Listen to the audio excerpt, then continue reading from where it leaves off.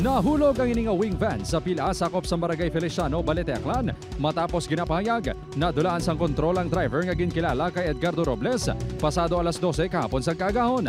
Sa investigasyon sang Balete Police, halin sa syudad sang Iloilo ang wing van nga may dala nga mga parcel.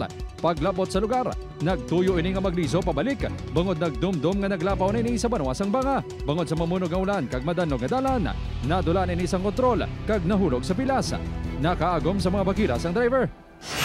Sa Bacolod City, ginpawian sang kabuhi ang 27 anyos nga si Elias Noli sang aksidente nga nakabunggo ang ginamaneho sining nga motorsiklo sa Carabao sa Barangay Tangob.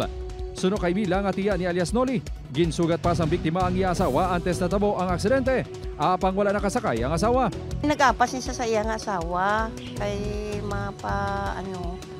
ng anniversary nila bala sa kasal. Tinagambal siya nga bana. Una ka lang to kay hindi ko mag-angkas sa imo kay wala ka helmet.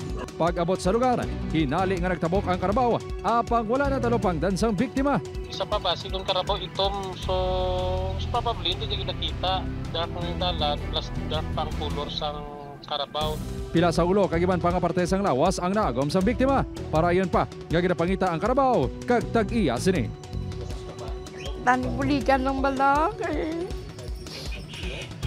Sigado mga daan. May ang among inano nga buligan na bala sila.